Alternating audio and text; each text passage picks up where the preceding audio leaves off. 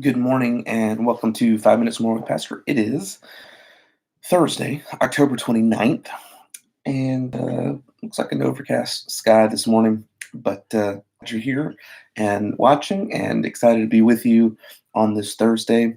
I just want to share a real quick thought with you from Proverbs chapter 5 and verse 20. It's really a very, very straightforward and pointed thought because Proverbs chapter 5 was written by David, primarily by David's son Solomon. And much of it is wisdom that Solomon wanted to pass on to his sons. Now, let's not forget, Solomon was the wisest man who ever lived. And so there's a lot of wisdom contained in the book of Proverbs. But Proverbs chapter 5 is primarily a chapter of warning, and it's a chapter of warning specifically about sexual immorality, and that's what Solomon is warning his son against.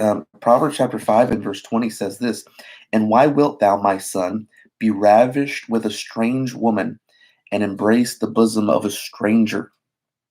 He was very poignantly telling his son to be careful, to be aware of, to stay away from the temptation of really of a sexual relationship outside of marriage, or any kind of relationship with another woman besides his wife outside of marriage. And he's warning his son in this chapter that when you enter into that, you're about to lose everything. And so Solomon's wisdom here speaks clearly to the foolishness, and I'll call it that, to the foolishness of what we so politely just call an affair today. We in today's culture love to soften the reality of sin. What God has called sexual immorality, what God has called adultery, we just call it. Sounds much nicer when we call it an affair. And there have been so many people whose lives have been ruined time and time again because of one decision to enter into this kind of thing. And what's amazing is you'll see people justify it for all sorts of reasons, and I'm not going to go through those today. And they'll leave their spouse for another person, and then 5 years later they'll come running to you for counsel and for help because their hearts are broken because that other person left them too. That's what Solomon is warning about. He's saying that person is like a trap. That strange woman is, don't be caught in her trap. That's what you are. That's what you are as an adult. It's not just that woman, or it's not just that other person. You're part of that too. But that's what you are. So don't be surprised when they go and do it again, because that's what they are. Um, Obviously, from the outside, we've seen people's lives hurt and destroyed that way, and we go, what's the problem? Why would they ever do that? Why are they so surprised that they're reaping what they sowed? But again, while we do need to warn others, we need to guard our own hearts, just like he said in Proverbs chapter 4 and verse 23. Keep your heart with all diligence, for out of it are the issues of life, including this. That's part of the reason that we have started the monthly Sunday family nights, because we want to do all we can to strengthen the family. Moms, dads, husbands, wife, children, because that is one of God's institutions for the strength and growth of society.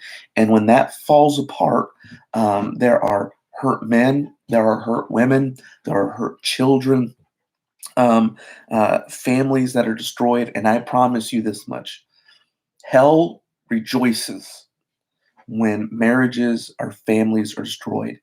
Marriages very clearly tell us are to be a picture of Jesus Christ and the church. That picture is used multiple times in the church, and that we should do all we can to fight to paint a picture of Jesus Christ and the church with our marriage. So the warning is very simple: to be careful and to guard it with everything that you have. You say, "Well, Pastor, I'm not married right now." That's okay. Encourage other people who are to fight for it, and to grow in it. And if you are married, I encourage you that same thing. Pray for it, fight for it, guard your heart, and let God use your marriage in a great way. But keep your heart against this sin, because it is unbelievably destructive in so many ways. I know that may not be the uplifting and encouraging message maybe you expect in the morning, but sometimes we just need the hard Bible truths that are there right in front of us.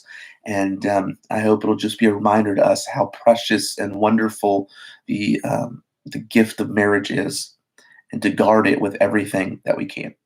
I hope you have a great day. We'll talk to you later.